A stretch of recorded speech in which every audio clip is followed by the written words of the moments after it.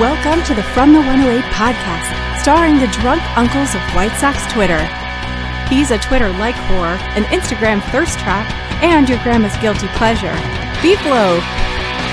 A West Coast attitude in a decidedly Midwest body, My Sock Summer. And your host, he's sharing obscure music thoughts to give you time to hit the bathroom, Terezi E.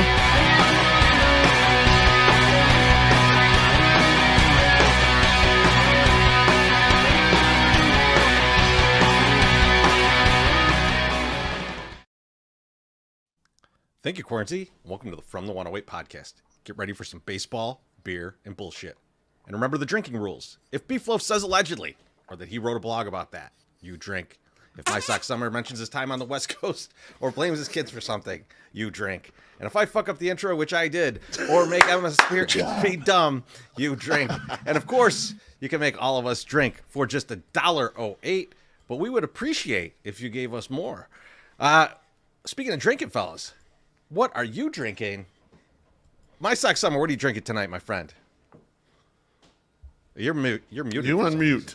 Yes. Beef Loaf, what are you drinking? Baby, I'm switching it up tonight, kids. I was digging through my wine cellar. I was like, what bottles of booze do I have in here that I didn't know I had? And so I have a bottle of Los Amantes mezcal. So I'm going to drink a nice smoky mezcal tonight. I got a little water as the backbone, but yeah, it's absolutely delicious. I put it in my tequila glass so I can get the full nose on it. It's absolutely delicious. I'm happy with my choice tonight. Nice to mix it up a little bit. I love it. That's good for you, and it's delicious. Yep. MSS, what are you drinking? I'm drinking some R.H. Taylor, I think, right? Is it R.H. Taylor? Is it Taylor? E.H. Taylor. There we go. I was in my head, I was thinking L. Ron Taylor. And I was like, no, that's L. Ron from Hubbard? your shit. Yeah, L. Ron Hubbard. And gotta give him credit. I hear. Gotta give him at least give him a little credit. You were over there at the on the Asscast talking about that, so that was in my brain. But yeah, E.H. Taylor. I'm drinking some E.H. Taylor because it's sweet, like me, and so delicious. Like, oh my goodness, your brother and your colonel. If you're wondering what I'm drinking. Yeah, Terezi, what are you drinking? I got sir? some Victorias for tonight. Look at this. Is that like Australian money? Look at this. R.H. Nelson. R.H. Nelson from down in New Zealand giving us a tip. Thank you, Josh. Thank you, buddy. Thank you, He Josh. says, hello from New Zealand. Drink jabronis. L. Ron. Enjoying your holiday, my friend. Yeah. Cheers. Quit. He did Yes. his Sox Machine podcast today with Nitrine Vec is great. Everyone should go listen to that. That's good shit. Not right if you now. haven't seen the if you haven't seen the doc After this, yeah, right. go listen to it. Oh, absolutely. No. Live show stays here. And also check out that documentary. The documentary about the family Great. is amazing. Just absolutely terrific. I told everybody to watch that when it came out. So if you weren't listening, They didn't listen to you, but they'll listen to me now. So Yeah, And they'll definitely listen to Josh. So now I think people will watch it. we got more skin in the game now too because you got they're coming back. The Vecs are going to be back in the Chicagoland area, so it's going to be great. I mean, we got to do something out there. We got to go out to We will. 100%. Yeah. Like Yeah, we gotta we go out absolutely have to do something. We got to bring all the 108 family out there, and we'll just have a day out there at that ballpark. No, there's no question. I mean, I'm just imagining the Metro ride, just a car full of a Metro car full of just maniac 108ers. So originally, when the guy was like, "Yeah, I mean," he's like, "You can go, you can drink, you can go down there," and I'm like, "Oh yes," and he's like, "And you can drink on the train," and I'm like, "Yes," and then he goes, "There's a bathroom on the train too that you can pee in." I was like, "Oh yeah," because we're getting into our mid 40s. It's really hard to be in the train for 45 minutes. No, you know what? I hate peeing inside of things like that. We just flew to Vegas about a month ago, and I got up. There's a little bit of turbulence. I got up to go to the bathroom. Hang on. No, fuck you, Terezi. I had to go, right? Because like you're saying, MSS, old man, I go in there, and the flight attendants are even looking at me like, what's wrong with you? I'm in there. I'm about halfway through my piss, and we hit some turbulence. And my head swings like really close to that thing. I was like, I'm gonna knock myself unconscious in here. So I had to snap off. I had to hold it and sit down, and I'm like holding on to everything in the. That's it. Moving vehicles. I'm not. I'll pee my pants before I go pee in anything. Okay, let me set this story a little bit for you. So They came on the fucking thing and said, we're gonna hit some turbulence. Everyone stay seated. Fucking 2 seconds later, I turn, because Beef's sitting like right next to me. I turn, this motherfucker's getting up. Every stewardess is sitting in with the seatbelt, shaking their fucking heads at this guy. And his choice is he goes in there and tries to stand and pee. Fucking terrible idea. This is your fault. Like a woman. No, I'm not sitting down like that. I don't know where it's gonna go. I'm gonna have to hold it, push it down in there. Come on, in the airplane bathroom at home, maybe I would consider doing that. In the airplane, I don't know whose stuff has been there. If I touch something by mistake, I can't risk that. I'd rather get knocked unconscious. Stop acting like you have this monster hog that might get sucked out of the airplane. You fucking guy. That's not what I'm saying at all. Fuck you guys. Plus, we're old. Our balls hang down. What if you hit it by mistake and it flushes? What's gonna happen? Your brother. What's wrong? What happens then, Treasy? Yeah, you didn't think about that, did you? New definition of blue balls. That's what happens. I mean, your brother is known to fuck Roombas, so I can't imagine he hasn't figured out the suction feature. Make love is what I like to call it. Of the flushing in the airplane to suck him off. So I wouldn't be surprised, So fuck you guys. Yeah. MSS, how you doing tonight? I'm doing great. Doing better than a local celebrity. I think the producer of the Afternoon Drive, probably the most popular sports talk show in Chicago right now.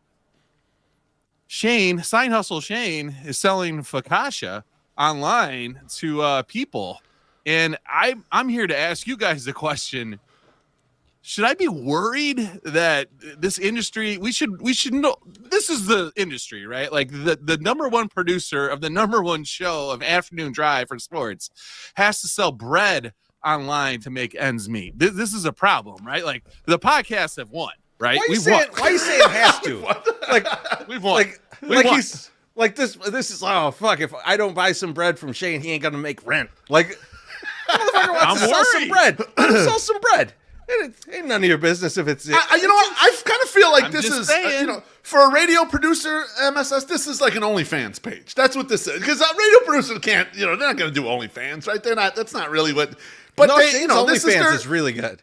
This is their extension where they can make a little extra dough on the side, and use their notoriety to get them something, So there's nothing. Yeah, literally. He's got you on the side. MSS, he's got you with the focaccia, baby. There's nothing wrong with that. Let him handle it. Listen, you need to make sure that you tell him that, and you make him pay for you, at least in bread, that you gave him that nice slogan, because you also came up with, if it ain't Dutch, it ain't much. If it's not Dutch, I stole that. That's yeah. If you're not Dutch, that's a known slogan. Yeah. Wait a second. I didn't know that. This is the first time you heard it was from me. Beef. You know what I want to know more than anything about the Shane side of this? Sure. If MSS bought one of these breads off of Shane, so it's like $20 for a loaf of this bread, right? $20 for bread. Let's say he did. Let's say he did, because he loves Shane. He's this is quite a fantasy, but yes. Well, here's the most fantastic part. Do you think he would tip him? Absolutely not. One, he wouldn't pay for him to begin with, and two, he wouldn't tip. MSS is the type of guy who would try to angle for some free shit for himself. This is what he does in his entire life. He uses his relationship, even if they're 108-based relationships, to angle in and see if he can get a little something for himself. I'm not hating. I'm just saying that's his game. So, he might not get a full focaccia. He might get a little slice of focaccia. Hey, Shane, how about you give me a little taste of that? That sort of thing. No. You know what I'll do? This is what I'm going to do. I sent him a bunch of shallots, and I'm going to be like, did you use the shallots to make any focaccia? And then he's going to be like, you know what? He's trading up. I did. And I go, okay, well, now you got to give me some focaccia. I got some focaccia. He gives you a small gift, he gets a bigger gift back. It's a smart move. I thought he was going to ask for the money for the shallots. I thought he was going to ask to be paid for the shallots, since they went to a money-making venture. Yeah, how much for one rib? That's all he wants. He just wants one rib of focaccia. That's all he's trying to get right there. You should become his delivery driver, man. You could make some solid bread. Listen. I'm not above doing anything for money. So yeah, it's up. Well, even podcasting. There's a few things, but podcasting's about as low as it'll go. yeah. What if I'd Shane? appear on What other if Shane was podcasts. framed it? Like, think about how Shane could frame this. He could be like, he's like, you guys know me from the score. I'm gonna be making this bread, and by the way, it's gonna be delivered by someone who's all over the internet showing off their beautiful C cups all the time. Yeah. And then you show up, and it's true. I mean, like I've cupped them. Yeah, I think it feels You think it's about a a C? C. Yeah, It's yeah. more. Well, maybe. I'll get you a might bro. be We'll right. find out. You might be Or is right. no, it's a man's ear. Is that what you're going to tell me, Beef? I don't have a man's ear. You see me all the time. Come on. I'm a Beef, how you bro doing all the tonight? way. We're in a bro. You know what, boys? I'm good. You guys have been really bodying me lately for how long I'm taking my banter. So I decided to shorten it up today because I wanted to go on a mission. I know we're trying to improve 108 overall. And one thing we don't do a lot of is, do like little reporting out there in the streets. So I went out in the streets by Sox Park. Oh. I did a little report. I'd like to play the video for you because Please there's new do. things going on by the ballpark. Hey friends, you got the beef loaf. Just doing a little reporting here. Looks like there's been some changes to the walkway right here by 35th Street. They are trying to, hopefully add a little safety here. Chuck-proof this motherfucker so no one goes through the roof of a car. And you see that, the bike lane's widened and kind of stumps in there in the way. So we'll see. Not as good as a bridge over the top, but it's a start. What do you guys Man on the think? I'd street. love to hear your notes. Man on the street. First off, I'm glad you used your Motorola Razr to make that video. You did a very do you good mean? job. What's wrong and with you that put it on video? the side. No, you can't really see it. I'm on the wide screen, What you can't see in there is that they have those little poles everywhere, and it I said is that, made yeah. it down. It is literally 2 lanes now. So Yeah, everyone I called them stumps, which was not correct, but whatever. Yeah, in they're the tall. moment, in the heat of the excitement, I thought I said they were stumps. You know what? Mrs. Beef. Mrs. Beef's like, those are not stumps. no, they're not. I might have to say you were maybe I a did say little Chuck Proof, yes. overexcited. The way that you went through it so quickly and so succinctly. That should have taken 4 seconds. Fuck you guys. You know what? I try to do something nice, and this is what I get from you. No, wait, no, bullshit. You asked for our criticisms. That's true. I wanted feedback. You're right. I wanted feedback. So yeah, I also appreciate you risking your life over there because we know it's not safe. So it's safer, but still not safe. I think that what we're not seeing, and I drove down there today as I normally do, and I was like, oh my God, the traffic for this shit is going to be horrendous on game day. So do not get off on 35th Street. Do not try to go up 35th Street. Go anywhere other than 35th Street because it's going to be a fucking nightmare over there. Because it was like 2 lanes before. And now it's down to 1 lane. And if anyone is turning into like the main Sox lot there on the left-hand side by the statue, it's going to be a 77 car like backup. It's just going to be gnarly. It's going to be gnarly, dude. I don't care because I'm on foot. So Yeah, I don't care either. But I'm just telling people that do care that are watching the show. The tens of a couple drinks of real them. quick. It's from John Nava. He says, John. cheers, fellas. Let's get ready for Snowmageddon 2024. Stay in and do some 108ing. That's what I'm planning to do. you're fucking right, John. That's how it goes. We're supposed to get like 3 inches. And cheers to our friends that are going to be out there plowing. I know some of you guys in the chat plow or work outside. Cheers to you guys. I'll be inside warm. Yeah. No. Thank you for your service. But stay safe. I will not be plowing anything. Well, maybe. We'll see. Hello. Allegedly. If we're both And our guy Daniel Pierce, he says, great job on the crosswalks and stumps. Can't wait to see their gloves at right field and second base, respectively. Cheers, Daniel. Daniel, that's a good one. Thank you, my friend. No, it is nice. It shows that they're at least paying attention to us, kind of, because they put all that stuff out there. Whether it's going to work or not, I don't know. So the guy that works security at Sox Park did say they have taken out 4 or 5 of the stumps already with their cars, and they're going to continue to try to do that because it's a pain in the ass for them to turn. Oh, that's it. I don't know. Give me. Who is that? Give me that guy's plate. I'm slashing his tires. That's it. Listen. We can't do that. That's for our safety. God damn it. After the Sox gave us that exclusive yesterday, I cannot reveal my sources. Okay, let's just take it easy. Chorizo, how are you doing tonight, buddy? I'm doing good. I'm doing good. I ventured into Facebook yesterday.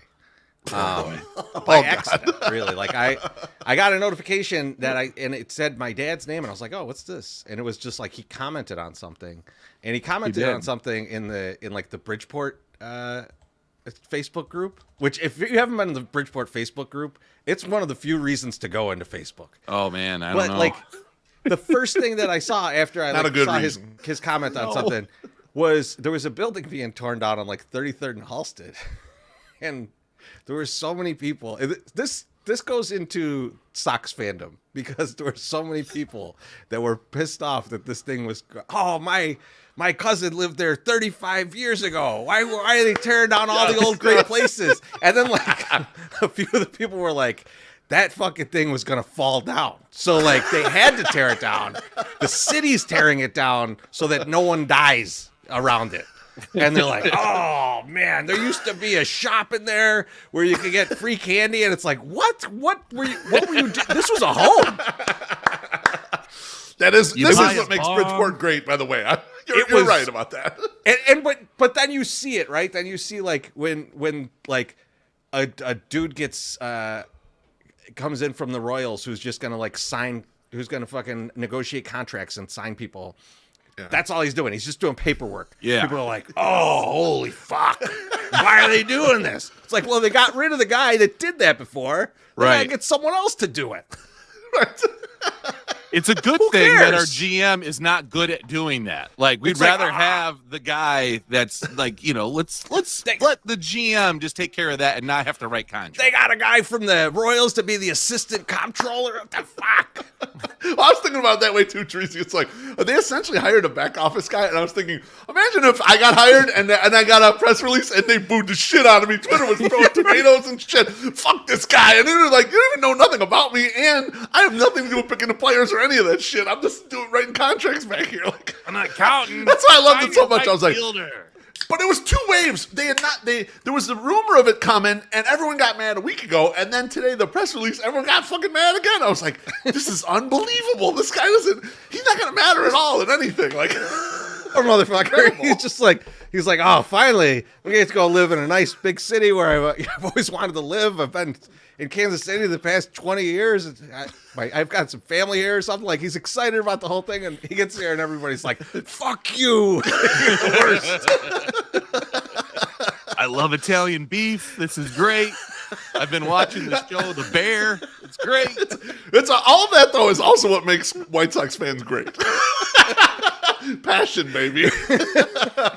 He's sitting down in Portillo's, and a guy runs up to him like it's in the fucking campaign. He's like, take your Chinese dogs and get out of here. Yeah, unbelievable. We got a couple drinks to get to. Holy Christ. I got one from, let me make sure I get them all. One from Aloha Mr. Hand. He said, here's a drink for the heart, brain, soul, face, and BWC of the 108. Most definitely. Congratulations on that. Mr. Hand nipping at my heels in the 108 weight loss. He's doing great. He's making it a game. I didn't know he saw you in the restrooms at Reggie's to get that last piece of this one in there. That's some good information. I mean, who doesn't know that? Hey, seeing is believing. And one from Chuck, he said, thanks for the video. I had heard they made some changes, but it's nice to see them. We agree, Chuck. Oh, you're welcome. Thanks, Chuck. All right. MSS, it's about that time that I'm going to need you to bring forth the rhythm and the rhyme. Looking for a perfect way to kick off the new year? Start fresh with a brand new Mazda. Whether you're looking for a sporty sedan or a versatile SUV, Mazda has the right vehicle for you. With Mazda's signature sleek design and unmatched performance, you'll turn heads everywhere you go. And with advanced safety features like blind spot monitoring and lane departure warning, you can feel confident and protected on the road. Plus, with cutting-edge technology like Apple CarPlay and Android Audio, you can stay connected and entertained while you drive. And with Mazda's commitment to sustainability, you can feel good about reducing your carbon footprint. Visit Mazda of OrlandPark.com to get all the specs and details on the complete line of Mazda. Whether you're from the Chicagoland area, Northwest Indiana, or Southeast Wisconsin, they would love to have you visit and test drive a Mazda today. Happy New Year from your friends at Mazda of Orland Park. Mazda of Orland Park, home of the Zoom Zoom Nation. 8910 West 159th Street, Orland Park. 708-444-3200. Zoom Zoom. I want more of that song. Oh my god, I'm listening. Was that Nancy on the keys? What was going on there? I was loving it. Woo! By the way, I have to give you a link to put into there because we are using music, so we want to get DCM8 or whatever the fuck. No, it's fine. I don't give a fuck anymore. I listened to. I was just reading some comments while I was listening to my beautiful ad read for Mazda of Orland Park, and this made me almost shoot water out of my nose. I was dying, John. It's John. Commenters are on one tonight. I mean, listen, folks, I don't want to repeat it, so you have to watch this on the YouTube. So subscribe, like, and hammer the like button. You can watch it on Twitter too, just by the way. And thank you for our people watching on Twitter. I see our guy Ken WO is watching it on Twitter, because he gave us a little comment. I could see it's from X or Twitter or whatever we call it. Where do you see that? I do want to talk about something though. We took back January 6th. I'm very excited about the outcomes of 108 Day. It was a lot of fun. I do want to start by bringing up, we're going to do a little bit recap of the night and everything, but I do want to start by bringing up that we do not have an audio recording of it. No. I do have like 40 minutes. I do have like 40 minutes of it. And just to let you guys know, it's mostly the Q&A. So I've got some sound bites. We're going to release them over time. There's some stuff in there. By the way, guys, we were drunk. Oh my God. Allegedly. More importantly, a bet came out of the panels. Me and MSS, we were talking about some of the things we're looking forward to with the team, which is not much. But MSS was saying that he was looking for maybe Martin Maldonado to have a great year. Like just out of nowhere. He doesn't think he's a good player. Let's be clear. MSS did not say, this guy's good, I'm glad he's here. He said, this is the kind of thing where this guy just has a freak end of his career good season.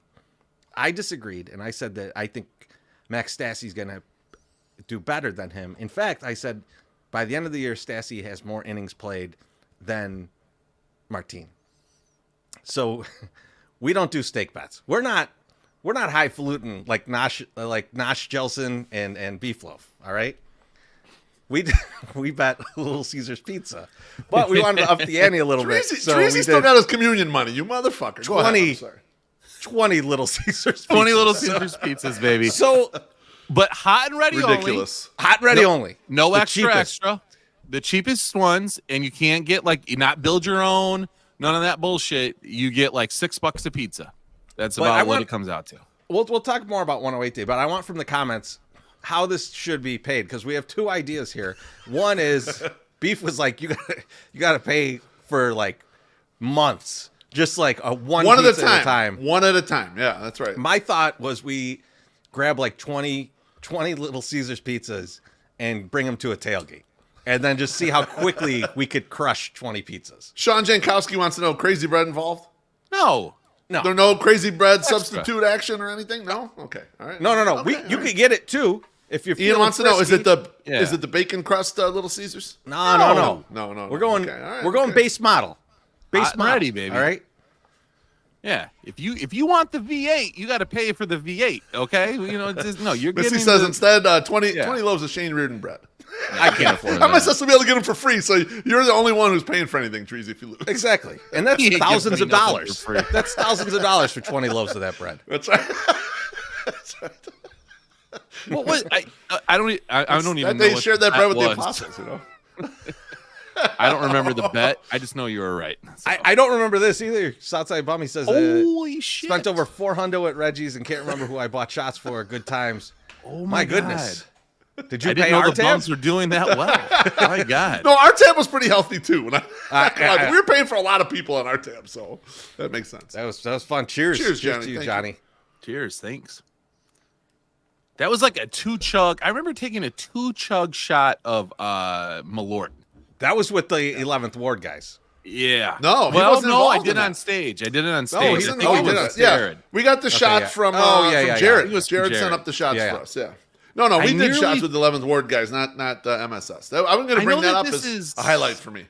Yeah, go ahead, Beef. Go right Talk about ahead. that. Yeah, Let's get yeah. into So one of the main highlights for me is like after the show ends, and like we've been up there for 90 minutes, 2 hours. We're drunk off our asses. People are coming up. They want to take pictures, whatever. Husky Bardo comes up, and he had told me he was going to do this. And so I was prepped. I had an extra shirt, and he goes, "We got to do a jersey swap." And so we had holding up each other's T-shirts, like an NBA where they got the jersey swap, and there's pictures of us, right? So I have don't put video his of shirt- Dude, I don't put a shirt back on. I kind of throw it over my shoulder for a second. I must have had 4 different people come up to me and say, "Can I get a selfie with you right now?" And right as the show just ended, my nips are out and everything. I'm like, what am I going to tell people?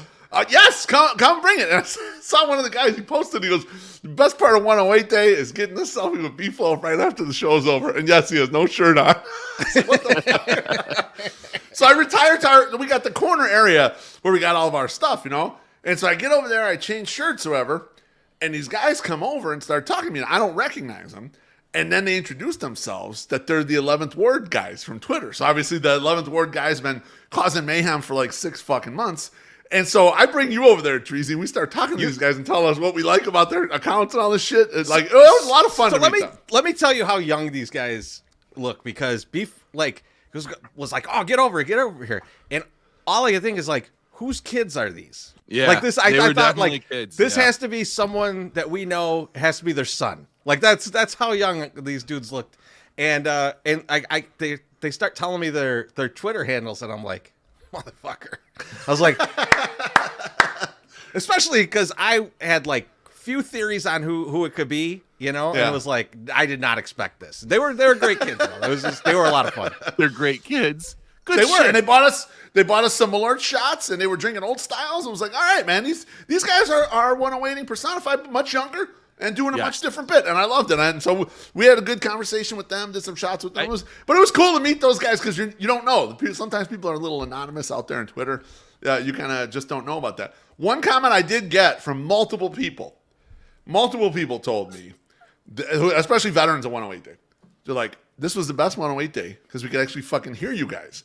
And so for those of you guys that don't know, our wives have given us this feedback before. It's like, you guys are not loud enough during the show. You're getting muffled, all this stuff. So when we go to sound check, the sound guy's checking us, whatever. He's like, "That sounds good."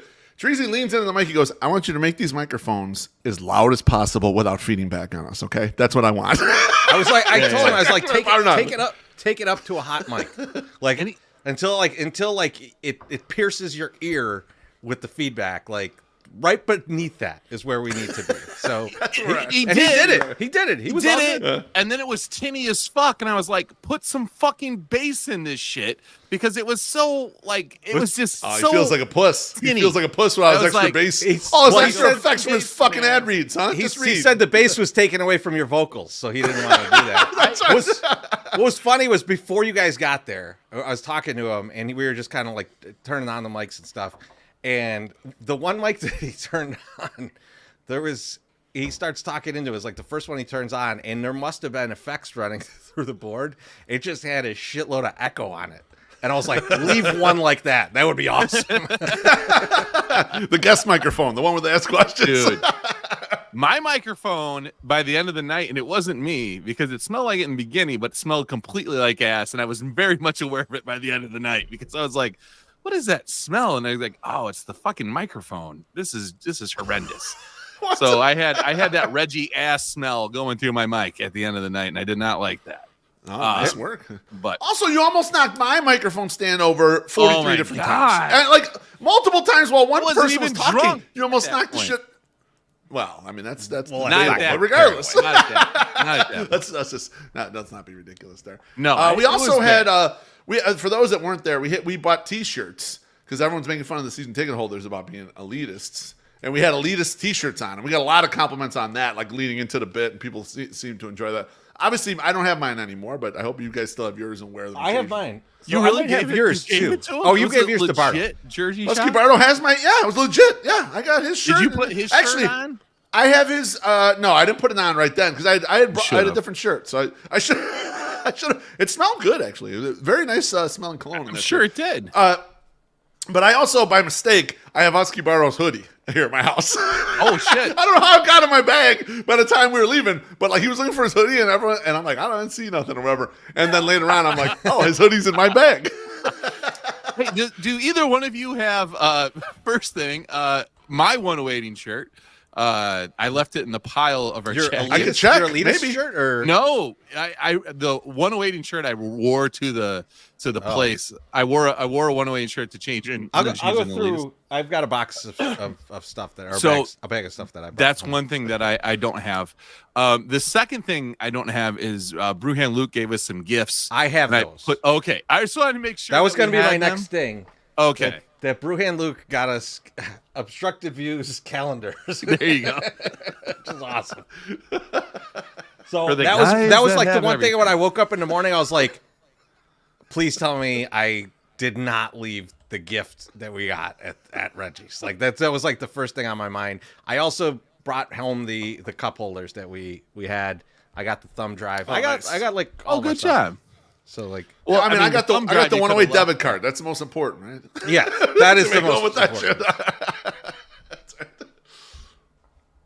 So I mean, that was the only other- questions that I really had. I had a great night, and I'm sure that anyone that was there knows. There's at least Treasy hasn't done it yet. Loaf did it. I don't think it was last year. It might have been 2 years ago, or 2 was years it ago. last? 2 years ago. It was 2 years ago. You were the vodka soda night, and they have heavy hands over there at the Yes, they Reggie's. do. Oh yeah. I learned something many years ago. If you continue to drink the same drink and you can still taste the alcohol as you get drunk, they're just putting more and more alcohol in there. And I remember the last two Jack and diets that I got. Oh, that's how we do it. That's how we do it, folks. You do the two and go like this, and then we get the okay. There we go. All right. Okay. What the fuck is this? What's going on there? Don't you remember this? Yeah, no, I remember Yeah, this. you can do this, and then I can do this with my fucking webcam. That's awesome. All right, now I know how to do it. Yeah, exactly. Shut off the loop. But Chuck yeah, says no, thumb drives are a cybersecurity risk, Treasy, so just be careful. Yeah, I'm aware. why? I didn't download anything weird from Reggie's. So. Interesting. But no, it was a very heavy drink. The last two drinks that I got, so they were both doubles, and they were double doubles, so they were like quadruples, and that took me out. It's insane. So one person has got to get drunk. I remember I was there last year till like 2:00 in the morning. Closed it down. I think we all closed it down, and that was just insane. And then this year did not close it down, and woke up extremely hungover. And so thanks to the wife for taking care of everything, because I couldn't do anything. Did you vomit? Until the end. No, I didn't, which is That's surprising. That's Wow. surprising for you. I know there was a point I was sitting on the bathroom floor and it felt good because my underwear had kind of pulled to the side. So I was like half leg on the cold tile floor. And I was just my head on the toilet and was moaning and spitting a lot, but I never threw up. So it was It's a great night. pretty good. The real late night. So like 2 years ago, it was 3 years ago 2 years ago where I got fucked up and left. Last year was when we all stayed until God knows what hour, 2:30. And a lot of people stayed. We stayed late. This year, not a lot of people even went to the downstairs. Like by the time I got to the downstairs, Treasy, right? There was a handful of people. Danny Miller was down there, Shigerian Prince. There was a handful of people. And you left immediately. You're like, you didn't even get a drink. You're like, all right, fuck it. I'm getting out of here and got Uber. I had got a beer, and I told Mrs. Beef, like, did you want to stay or whatever? She's like, yeah, you stay as long as you want. But I'm like, I don't know. Treasy already left. MSS is long gone. I just drank that beer quick and I got out of there. But, it wasn't as a big crew downstairs. There wasn't people a big, drink hard at the bar, There wasn't a big after party, and it was funny because Jer was like, yeah, Treasy was like a monolith. And it's like, yes, like if I get hammered, I don't like get like all loud and shit. I get like, let's just not fall off the earth. That's my main goal. So I'm a little more still in these situations. I am not. I am very moody. Got some drinks that we got to get to. Very moody. Our guy Dougie, he says, as Kevin Warren wraps up his 18-hour workday, he sits down and listens to the 108 podcast. Great times at 108 Day. Cheers. Cheers. Dougie, thank you for the feedback also. I appreciate it. If you don't know what Dougie's talking about, this week on the Chicago Sports Bum podcast, he talked about the Kevin, and it's great. He goes off on a beautiful rant. I won't spoil it for you. But he goes off on this. I got scared about Kevin Warren's 18-hour workday where he does no work. it's pretty great. He's basically Michael Scott. Yeah, gotcha. And then Gordo says, "Cheers, boys! Cheers, Gordo. Cheers. Good to see you, Gordo. Good to see you, my friend." All the gifts I got from Gordo made it home. My wife was like, "You threw these at me." It's not a shot. You got those home. Yeah. I was worried because I had started a tab to get my food at the beginning of the night, and I only had my food on there, and I was like, "Oh fuck, I gotta go back and get my goddamn credit card." And then I got a tip, and that's always the asshole tip, at that point. Got home, had that fucking credit card, so I was like, "Yes, all right, I did. I at least got that home." I got my sweatshirt home. Did not get my 108 shirt home though. That's the only casualty. We'll see what's in my bag. I'll give it a look. Yeah, no, I'm not worried. If I'm not we worried. could print some more. We might. Is that you guys got anything else on 108 Day? Because I had a great time. I just want to thank everybody that came out. It was a fun time. It was very nice and interactive. I wasn't hesitant because I love our guests. I love when we have guests on the show and they come up and they tell some stuff, but that's really not the most entertaining part of the show for me. It's always when we're up there just getting fucking crazy. That was fun. So to have two panels of that craziness was good. Josh Nelson's fucking Aussie ass fucking ripping me apart for 15 minutes to start the show. He came out with a monologue like Jerry Seinfeld. Came in hot. People liked it too. They were liking it. He's like, it's like he Googled insult. He got an insult joke book and just wrote My Sock Summer in there, and then wrote thrift stores, reselling, fucking Mad Libs. I mean, it was just like, what the fuck, bro? And like coming off the heels of the My Sock Summer's lazy, debates and all this other crap. I'm like, Jesus Christ, I just gave this guy 5 fucking straight minutes of material of just making fun of me, and I'm lazy. And I'm so horrible, but 5 minutes of fucking material made me drink more, and that's probably why I got drunk. So thanks, Josh. I was trying to think. I remember making everybody laugh like crazy one fucking time during that whole thing, and it was when they said that I was going to ask Pedro at the fucking Field Museum if he believed in dinosaurs because he's such a religious zealot. Like that would be my one thing to do it. So I was, I like Greg Giraldo too. But yeah, it was like I was trying to remember that for like the entire day of Sunday. I was like, I made people laugh really bad at one thing and I can't remember what it was. And then I was like, oh, it was the fucking dinosaur joke, because I remember Josh's face like just laughing and him chuckling. And I was like, if I can get Josh to laugh, usually it's a good joke, So yeah, it's good stuff. So, but yeah, thanks for showing out. I promise not to get that drunk next year. Don't make any promises. Oh, fuck. Thanks for coming out. So, guys, I want to do a little bit of White Sox talk here because Chris Getz did speak to the media. So we had a couple things from him. So let's get into that right now. Chris Getz spoke to the media today. I say, what did the man say on the stage? And he says, Pop, the man comes out and says these things. I said, well, what did he say? He says, Pop, he comes out and says some stuff. I said, well, what did he do? He says, Pop, he walks out and he goes, hello, suck this and MF and kiss my big black stuff and suck it and stick it down your mouth and suck it.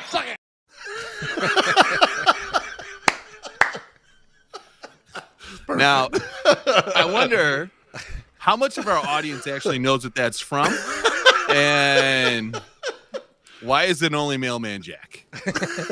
Probably Tadito probably knows too.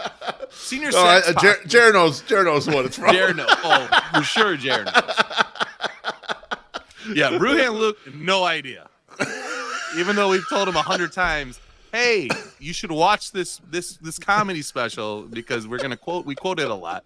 He's like, No worries. So let's get a few drinks here. Eddie. Let's do it. Joey P says, thanks for a great 108 day, gents. Salute. Thank you, Joey. Joey thank P, you for great coming. to see you and the wife. Great to see you. Joey P and the wife were matching too. They had like coordinated outfits. I like That's a couple that can drink, man. a lot of drip. shit, yeah. A lot of drip.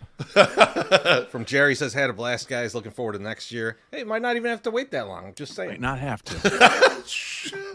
Thanks, Jared. Appreciate you. That's not a tease, but it is a tease. Senor Sock says, had a great time at 108 Day. Fucking liar. It was great seeing everyone. Can't wait for next year. Salud. What a pussy.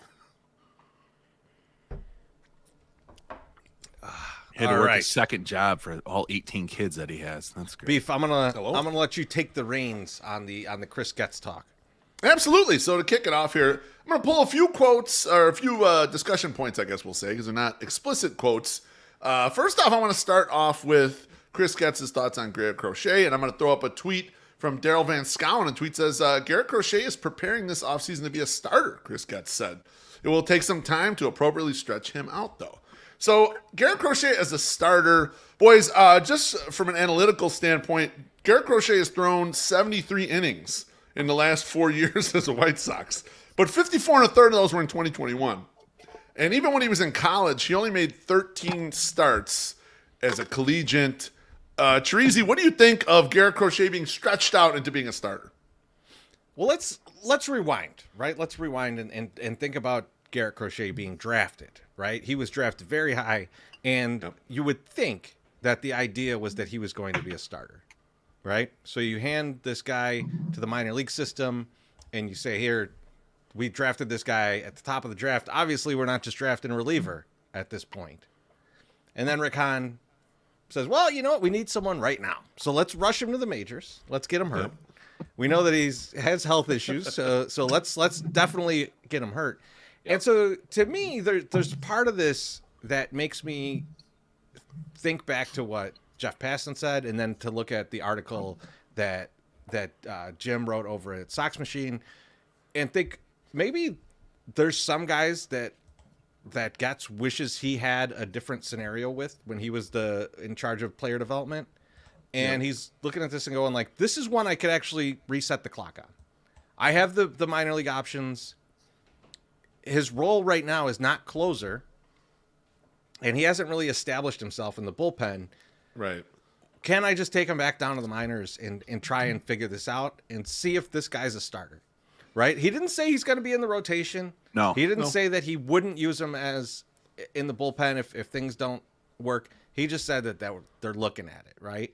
And so it might be a thing where he's like, the I'm different thing. This is a good example of where you could show that you're different, where you won't, we believe, at least me and you, Beef, that a lot of the players that he's put in position have been to block people from coming up too fast and rushing people to the majors. I think he didn't like that about the last regime. And this would be a good example of him taking that and going into a more extreme measure and saying, we're restarting the whole fucking thing on Garrett Crochet. And he's going to spend maybe the year in the minors sorting this out, maybe a couple months, and maybe say, hey, he could get us 4 innings every day, and we don't have anyone else in that role that could do it, so let's use him.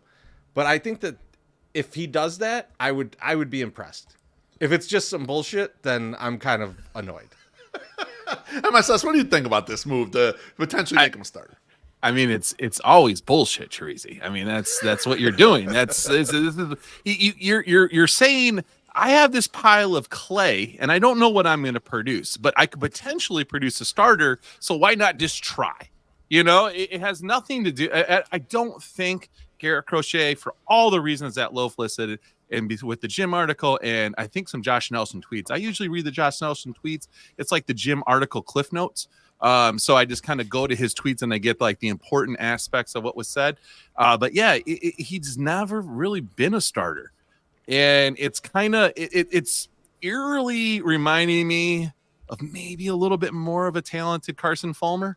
Like maybe, like I'm not sure yet, but like, I don't mind it. I don't mind them saying that. And I don't mind him saying, we're going to try anything, because that's one of the big things that I think that we've been missing is like with the Sox is like, just go out and yeah, let's just see what happens. It doesn't cost that much money. Try something, right? Yes.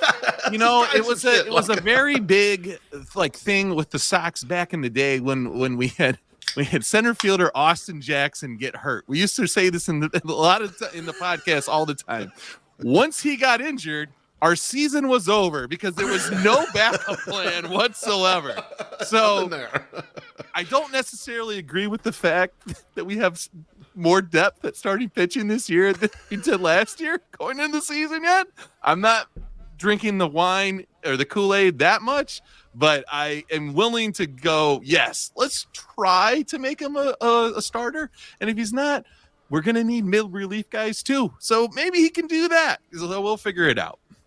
Well, here's a question that I was kind of thinking about, and Ken WO hits on it. He says they'll have to stretch him out for like 3 years to get him to 120 innings. LOL. They got and so the options. question is like, how long? They got 3 years. That's what I was going to ask. How long is the stretch out period? Is it like a whole year? Like, is there any expectation of like you throw him in Birmingham and then he's here in July? No, right? Because you got to save the innings. And by the time you get to a certain point, it's just like, all right, you're shut down. Beef, let me ask you a question. What value does he bring in the back of the bullpen this year? None, basically. I mean, even if he's really good, you could trade him, I guess. But like, that's fucking about worthless. it. You know? It's worthless. You could trade him, but like a team will look at him and go, like, he's about to get hurt. Like, prove you won't get hurt for 1 year, and then we'll think about trading for you. And and he hasn't proven that. Basically, I agree with you. At some level, though, this might be like a genius move by Getz, right? Because Crochet wants to be a starter. His agent wants him to be a starter because that's where all the money is. You let this guy voluntarily go down to the minors to be stretched out, say AA. You save a year of service time because you have those options, right? You send him down. Yeah, you're still paying him $800K, but you have the service time. You have him back. So, like, he's, instead of being a free agent after the end of the 2026 season, he's a free agent at the end of the 2027 season. And what are your 3 likely outcomes? 1, he breaks and he's totally fucking useless. Okay, that was probably likely to happen in any way, even if you kept pitching him into major leagues, right?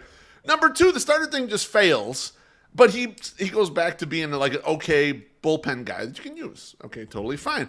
Or 3, the most likely, or the most unlikely case, he succeeds and comes back and becomes a starter. Like, the downside to you by making this move as the White Sox is almost none. Like, there's no, like, reading it, you're like, there's no way this will work, but they should definitely do it. It's like kind of my thought when I was reading it, you know? Yeah, and it's the kind of thing that, like, when you're in this position, like, that's the thing, Beef. To what I was just saying, it's like, here's the thing. You're throwing away this season, right? Like, trust me, if you're listening, I'm sorry, but like, from a competing for a playoff standpoint, yes, you're not throwing away from trying some things. No, and that's why you can use this season to try some crazy shit. And like, I think it'll be telling if we see them go out and get one more left-handed reliever. If they get a left-handed reliever, they have no intention of Garrett Crochet being in the bullpen this year because they've already got Tanner Banks and Sammy Peralta behind Tim Hill, right? Like so. Like another lefty reliever. And they got Shane Drohan, right? They got the guy the Rule 5 guy is a lefty too, I think. Yeah, I thought he was righty, but I could be wrong about that. But anyway, but yeah, our guy. Go ahead, Treasy. I'm sorry. But yeah, like there's no use in trying to build him up unless you're going to try and make him a closer. Like that's the only reason that you would have him, like that you would need him on this roster. Right. Yeah, our guy Ian Eskridge in the comments says 96 mile per hour Crochet is worthless. Just saying. Yeah, as a reliever for sure. And like, I don't know what the rest of the repertoire is or what other pitches could be built out here. But you're right. When he was pumping 101, he looked ridiculous. No one could touch him. When he slowed down, the fastball wasn't as strong. He just became a regular ass reliever. And so like, whatever. So it's interesting to see like what they think he can pull out of this, or if they're just at a point where they're just like, well, fuck it. We're throwing everything else against the wall. Let's throw this thing against the wall, too. So am I the idiot over here, looking at the Sox saying, if things start hitting, like, and things work out with some of these guys, like, in a good, positive way, they have a shot to like, win the division? Like, yes, I think you are an idiot from that respect. But let me tell you this, though. I'm the guy with the 10-leg parlay, right? It's like, this is going to hit. You know, like I'm going on Saturday and Sunday with all these football things, and I'm like, we're gonna be a millionaire, and it's only gonna cost us $20. Spin Zone MSS what all the rest of the fan base is assuming is none of these things will hit. I also think that's not true. Some of them are going to hit. And so it's going to look better than you think it's going to look, right? Everyone's like, this is going to be the worst team. And maybe they will be. But it's very likely that some of these chances they took are going to hit and become 2-3 win players. And you're going to be like, oh, okay, some shit happened here. Or one of the relievers that they bought is a 1+ win reliever and he's really decent. Like, oh, okay. Like some shit will come through that you weren't expecting because they're taking so many chances. You just can't, like, in a 12-team parlay, some of that shit does hit, even if you have bad picks, inevitably. You're talking like a guy that's going to enjoy a lot of free pizza after your brother starts buying it for me, okay? I mean, honestly, it's reasonable to think, though, that the 4 infielders can all produce positive WAR for the team. Yeah, like that's not a wild thought. Andrew Vaughn have to hit a little bit more. I was gonna say Vaughn's the only one I'm worried about. I'll be honest. Yeah. But the other 3 can do it almost all through fielding. Fine. Andrew Vaughn. I'm sure. Vaughn's got to hit together. Right? Like, he's got to hit a little bit. Yeah. Vaughn hitting just a little Rowley bit is not an insane circumstance. Now, Vaughn hitting 40 home runs and being what everybody thought he was going to be, or 30 home runs even, is wild, right? Like that's a 1 percentile, that's opportunity. Yeah, for sure. Chuck in the comments says, "I bet this season will be kind of fun, better than last year." It will be. I agree. I think it will. I think it will be because the expectations are way lower to start with it, right? And then your assumption, like I was saying, is, oh, these guys are all garbage, whatever. But they bought a lot of stuff low. One of these guys at least one guy will come out of nowhere, and you'll be like, "What? That guy is actually good." And you weren't expecting him to be good, and so that'll be a surprise for you. Moving on to the next genius. thing. That's when we get the Getz bots things out there. Although we got to change that. Josh Nelson not crazy about Getz bots. He said we got to come up with another name. We'll do it. We'll do it by the marketing genius of Josh Nelson. Yes, that's right. Next thing Chris Getz touched on was right field, and I'm pulling up a tweet from Scott Merkin, and Scott says the starter in right field from Getz. The starter in right field has not been established at this point, Getz said. They have internal options and our eyes, but they are looking to add. So, boys, I know a lot of White Sox fans are frustrated right now because there isn't a real right fielder in position. Obviously, Gavin Sheets is still here. No one's happy with that. Oscar Colas had a terrible year, and although a big chunk of the fan base doesn't want to give up on him, they also don't really want to see him starting in right field to start the year. Brett Phillips was picked up as a minor league, spring training invitee and all that, but the team doesn't want to see that. So I'm going to put up a chart right now of the right fielders that are available in free agency. And so on the podcast, can you make this smaller? Can you make this smaller? Well, I wanted to include the projected WAR, and I wanted to include like where there is some crowdsourced potential salaries there. The last guy on the list, Rafael Ortega, the White Sox actually did pick up. He's also a minor league signee, so don't put him on the list. But thanks everyone for watching the show. If you boys are looking at this list, and I'll start with my Sox summer. When you eyeball this list, what's the lowest person on this list you'd be happy with the White Sox signing to be the starting right fielder this year? And people in the comments, I'd love you to sound off too. Who on this list is the lowest one in there? You'd be good enough with just saying like, "Let's go. We'll bring him in here to start." I mean, so many people have shit on Whit Merrifield, but like he's somebody that like I recognize, and I probably would be very okay with that. So that's not even like the top of this list. So I'm like that worries me that I'm going to go way lower. Looking at people's comments today, Joey Gallo is still acceptable for a lot of White Sox fans, and they're like, we could throw him in right, and like I think that scares me also because if his name wasn't Joey Gallo and he wasn't good at Twitter, people would be like, I don't want this 200 fucking batting motherfucker in right field. We need a bat. Like it's silly to me that like all of a sudden they're like, oh, well, no, he's fine because he's funny on Twitter.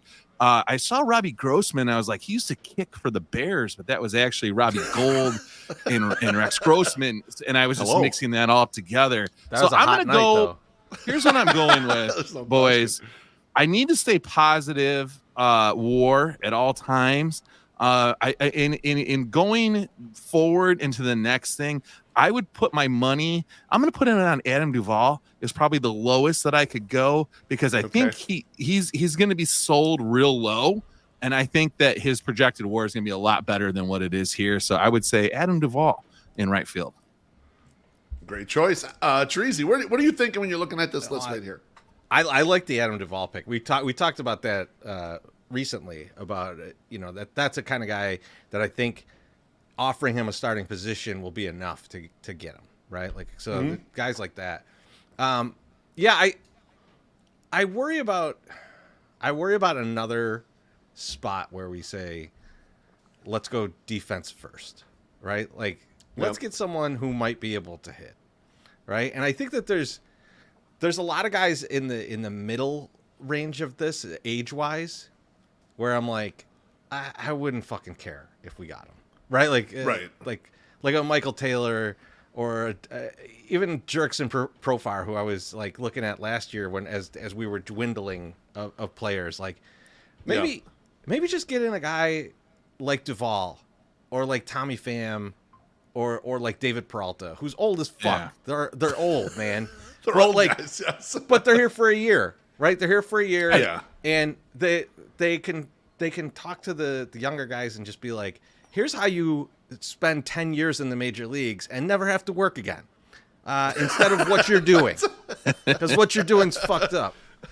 Or the opposite side of that is you got to go to the younger side of this list and take a massive gamble, right? Like we talked about Austin Meadows recently, where I was like, if he feels fit to play, like if he wants to get back into Major League Baseball, Austin Meadows is a guy that I would say he's under 30. Take a chance on him. The Kyle Lewis one, I've seen a few people post this. Kyle Lewis has been fucking terrible in the pros, man. He's like one of those. You see this over time. Well, he beat out Luis Robert. Treasy, he beat out Luis Robert for Rookie of the Year in 2020. Yes. He got hurt and he has never recovered since then. But he's one of those guys too, Beef, that in the minor leagues he's always incredible. What was it? Was it Dallas McPherson?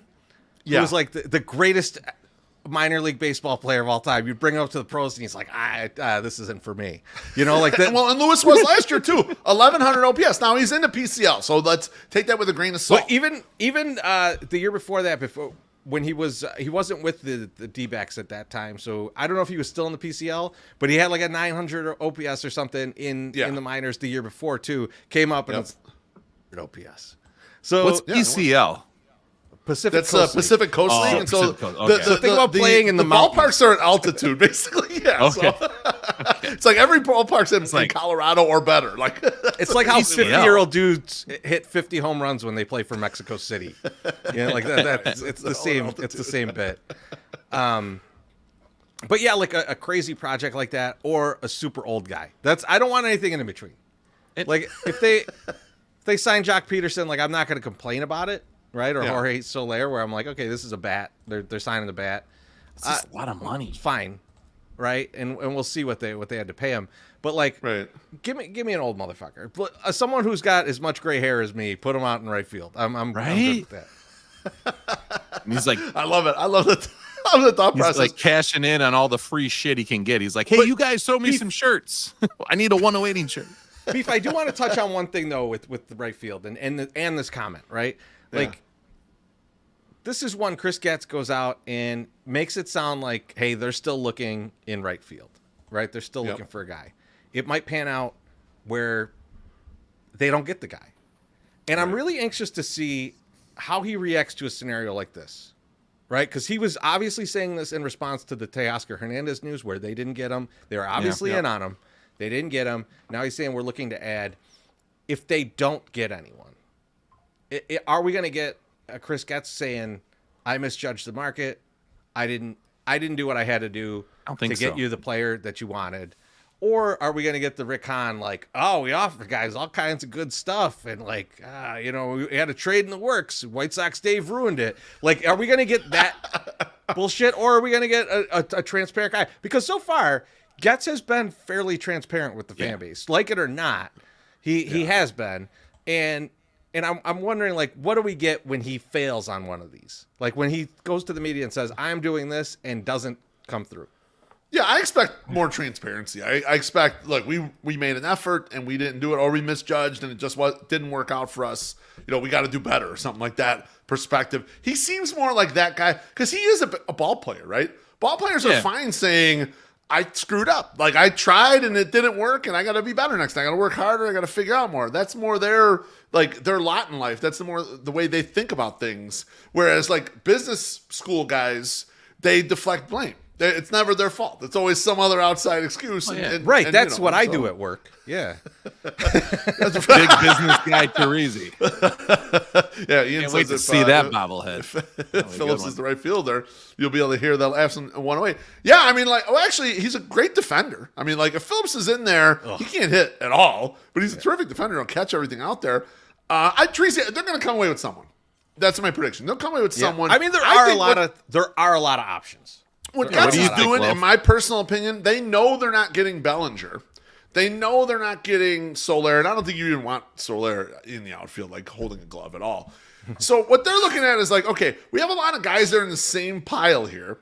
Let's let this flatten out. Let's let the prices go all the way down, and let's pay less for someone. And look, we're all going to go back and say, we signed this guy because Jerry's cheap. But you know what? If you're going to sign a kind of like low-level guy, you might as well get the cheapest one. Right? And then reallocate the funds elsewhere in theory. So there's nothing wrong with shopping kind of that way. So I loved your guys' choices, and I think there's plenty of choices in there where you're like, you'll be more happy with whatever he chooses than the Adam Eaton choice when the team was like really good and it's like, okay, we need a right fielder. You'll be much more happy with whoever this is than that was, I'm sure. Hell yes. All right. Next up, Chris Getz talked about Chris Flexen, and I'll pull up a tweet from Scott Merkin, and it says, the expectation is for Flexen to be part of the White Sox rotation and give the team starters innings per Getz. Now, everyone who looked at the Chris Flexen deal when he got signed was like, this guy was horrible last year. And so my question is this. Is Chris Getz just telling everyone the rosiest possible thing that they could want to hear to get them in the door? My Sox summer, is that his approach for things? Because it's just like, what is this? Why is he saying this out there?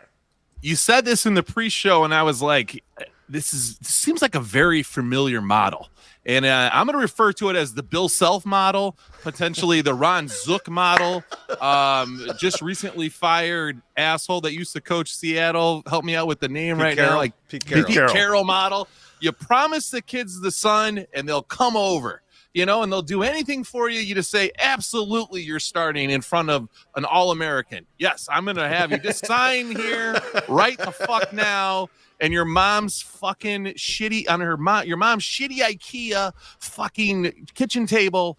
Sign this paperwork and you're starting. And then once you get in, then they're like, shit's changed, motherfucker. You're benched, And I feel like that's kind of what's going to happen with these guys too. You're like, yeah, you have the potential to start, but they're like, you need to make these baselines. You need to make this happen before it happens. It's not like it's just, well, he told me I was going to start, so I'm just going to start. Like, it doesn't matter my performance. I mean, this is professional sports at this point, folks. I mean, I know it's crazy, especially on the South Side here. Sometimes we are a professional team, uniforms and everything. And it's just like, you can't expect that. Like, if your performance sucks, they're just going to trot you out there. But then again, I don't know. Maybe they will, but I still think it's the college coach model. We just promise the sun, everyone comes, and then we fucking sort the shit out when the logjam happens. You're just like, I don't know.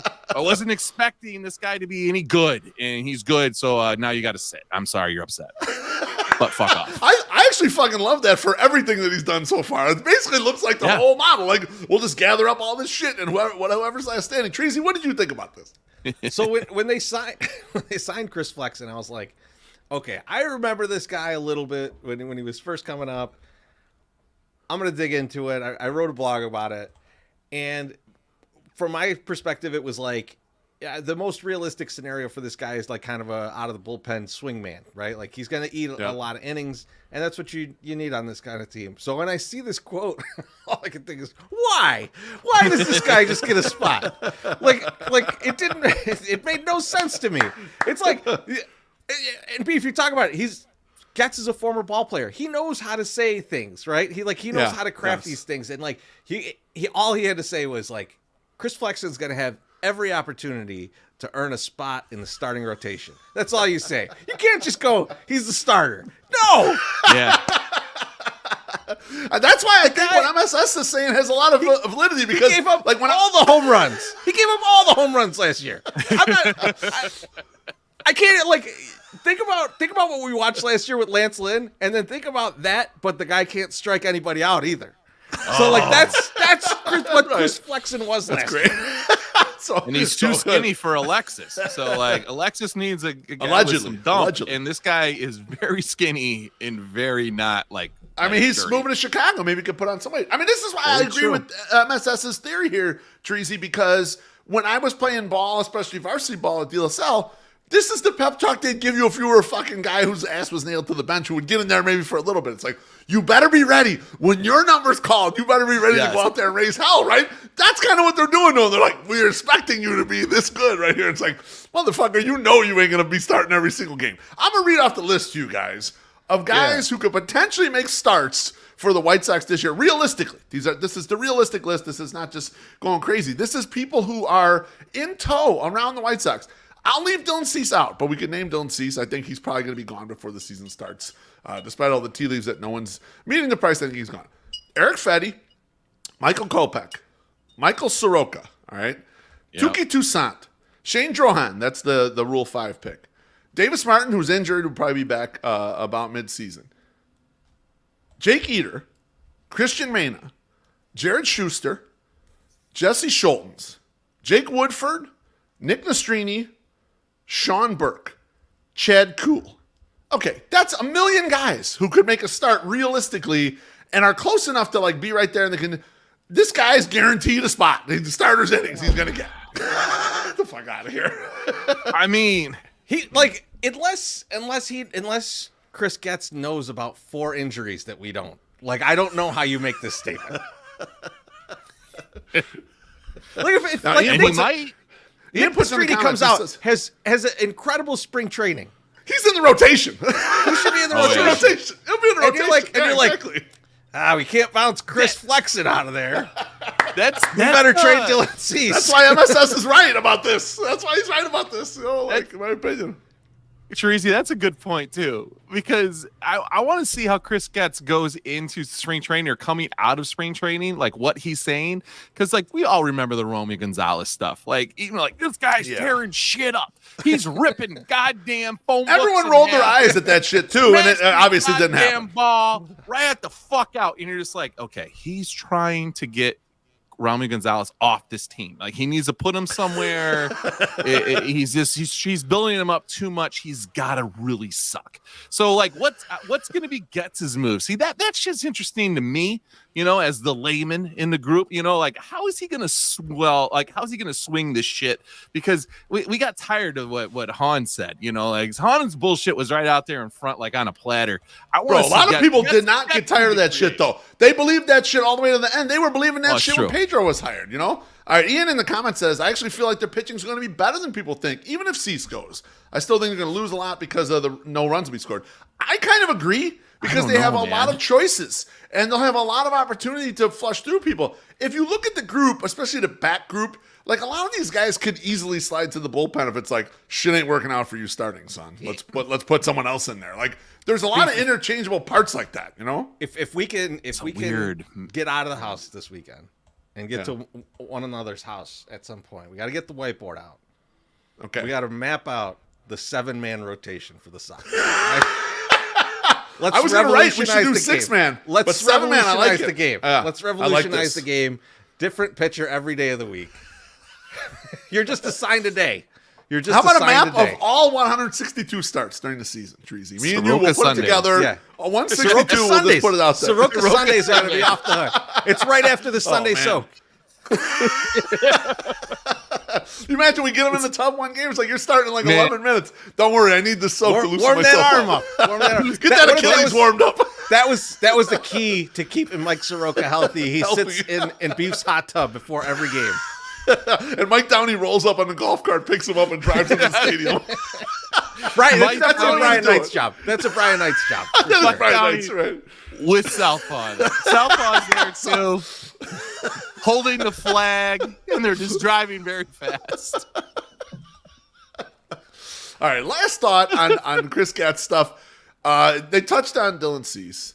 And this is a tweet from Daryl Van Scowen. It says, quote, "We've had trade conversations about Dylan Cease, but we're not going to move him unless there's a benefit," GM Chris Getz said. Boys, to me, this is like another no update. It's like when Sergeant Dignam and The Departed said, maybe, maybe not. Maybe go fuck yourself. They're really not telling us anything about Cease, but they keep getting asked because it's the most interesting thing. Teresi, what do you think about the updates, non-updates, rumors, everything swirling about Dylan Cease? You know, it just feels like he's gone and said, here's what I want from you. You can give me this, or don't even fucking call me. And now he's playing it in the media. Like, we'll do whatever. I don't care. I've got this good thing. I'm gonna keep this good thing if none of these assholes want to pay up. It just feels like it's very much Chris Getz, pulling out his dong a little bit and kind of going like, you know what, you pay up or you don't get any of this shit. And I don't hate it. I don't hate it. I'm with him. And it reminds me, as a guy who sells stuff on eBay, not for a living, but for fun and, get some extra cash. But when people tell me how much my shit's worth, and then they're like, well, you're never going to sell it for that, so let me give you this insane amount less than what you're asking. And I'm always like, no, I know what this is worth. Like, Chris Getz understands numbers, understands contracts, hopefully, and he understands the value. And he knows he finally has something that's worth something, right? And barring an injury, even a bad performance, I don't think would hurt, but an injury would fucking sink him. But like, he can still trade him mid-season before the deadline and probably get just as much, if not more, than he can right now. So he's really not losing anything. And God help us if he comes out firing like a motherfucker and is just winning games left and right and looking like Cease was 2 years ago. I mean, his trade value goes way up, because right now you could also be saying, last year wasn't so good. I mean, I know how to talk down a price too. I mean, I understand what these guys are probably coming at him saying. You're just like, listen, there's a snag on the fabric. Oh, the collar doesn't look right. Oh, there's no tags. Oh, you don't have a box for that bobblehead? Oh, I don't know if I can give you all the money that you want. Like all these things, like they're coming at him. Fucking stick to your guns. Fucking, as Teresi say, fucking whip the dong out, or fucking be cocksure, cockstrong, MSS, and just say, fuck you. This is what I want. Give me this. Let's think about this from a leverage situation, right? Chris Getz is in his first year as GM. Jerry looked at no other fucking candidates, right? Right. You look at these other teams, they're trying to make the playoffs. A lot of these teams have been fringe playoffs or just completely out of the playoffs for a long time. Yeah. And now they have their core getting ready to go in, and these are their years. This is their window. Yeah. Whose ass is on the line? Absolutely not Chris Getz's. So right. He's coming at this from a huge power position and going like, I'm the hot girl at the bar. Right. You fucking come to me with you better be driving a Mercedes if you're walking out with me. Right. Yep. And so I get why he's playing it this way. He has no downside to this, but by waiting for the absolute best offer or for some, like we talk about, there's injury risk for Cease. There's injury risk for every pitcher in the league. And we always see it, someone, especially when some of these teams, like you look at the Cardinals, they signed everybody who's 50 years old. Like those types of teams, they're going to have injuries in spring training. So like the closer it gets to the opening day, the more and more leverage he has. So like, I don't care that he's holding out for a great offer. And we get to watch the players that he gets back, right? That's who we get. We know that we're not going to have Dylan Cease. We get the players that we get back. So yes, I want him to maximize this offer, make it a fucking bidding war, get the most you can. I agree with you guys. And I think MSS touched on a point that I don't think gets touched on a lot. With regards to whether or not you trade him before the season or you trade him at the trade deadline. Now, obvious, there is risk, right? You got reverse implied odds because if he gets hurt, you're totally fucked. Because the difference between 2 seasons or 1.5 seasons, or basically what really matters, 2 playoff runs and 1 playoff run is huge, right? But those first 20 starts of the season, before you get to the trade deadline aren't that valuable to most of the contenders, truthfully. Like the ones that are really trying to buy in these spots, it's about those playoff starts. It's about the potential 4 or 5 starts they'll make in October twice for the playoff runs. That makes the multiple years of control super valuable. There's not a lot of them that are like really valuing those 20 starts the first 100 games before you get to August 1 when the trade deadline is for this year, right? It's more on you. So I think that the risk shifts the longer Dylan Cease stays healthy and it gets closer to the deadline. I think the risk shifts over to everyone else because he is going somewhere August 1st if he doesn't get traded. But right now, it's risky for the White Sox to hold him during the season only because of a risk of injury. And you really hurt yourself if you miss. If he gets hurt and you don't get a trade done, you get killed on this. And so, like, that's where I agree with you. Like, Cease should hold, Getz should hold out on Cease. But he's got a good 11 years before he gets fired. That's true, but he's still going to suffer through the badness. Yeah. And no. He'll get hurt by the trade, you know? I like the narrative that he's trying to keep his job. You know, he's like, hey, I'm going to do something that makes me like valuable to the company, even though maybe that wasn't considered in my hiring. But I want to like show that like I'm worthy of this, which I don't necessarily think. I feel like Jeff said the same thing last week, and he was just like, you know, a guy like Jerry hires the people that are around him, that he understands, that he sees, and that he trusts. And he trusts Chris. And Chris now, in turn, is hiring all the people that he knows and he's seen, and he's putting them all in there. So I don't think it's necessarily a bad thing, you know, with that whole deal. But, you know, yeah, you're right. It's a risk, but like, fuck, hey, man, he's taking some risks. That's fun, right? It's better than saying, well, you know, it's better than just taking what you could get. It's better than just taking what you could get, right? Like, right. True. Like, I don't want him walking out of that. Like the bar I was just talking about, I don't want him walking out of there with the sloppiest drunk guy that just happened to be there at the end of the night. Come on, Juan, let's go. Yes, White Sox talk, boys. I'll get on the pegs on your BMX. Let's go. The platforms. Remember the platforms? There was platforms and pegs. Yeah, the platforms are nice because you could put your whole shoe on there. We couldn't afford that shit in our neighborhood. It was only pegs. Only pegs. Well, I couldn't afford it either. I just stole them. So MSS. You should pay some bills, my friend. All righty. In 2024, every Friday is Fry-Yay at Lawrence's. Lawrence's is kicking off the new year with a fantastic offer that will make your taste buds swim with joy. Every Friday in January, get a free order of fries when you order any of their fish. Not familiar with the fish menu? You have several options to choose from. Whitefish chips, wild-caught Alaskan pollock fillets, sliced into bite-sized pieces, breaded in-house, and cooked to order. Catfish strips, farm-raised with full lake flavor catfish, coated with a homemade cornmeal breading. Ocean perch, mild, sweet, and lean fillets of ocean perch prepared in-house daily. Crunchy cod, sustainably sourced Atlantic cod fillet nuggets, and a light, slightly sweet breading.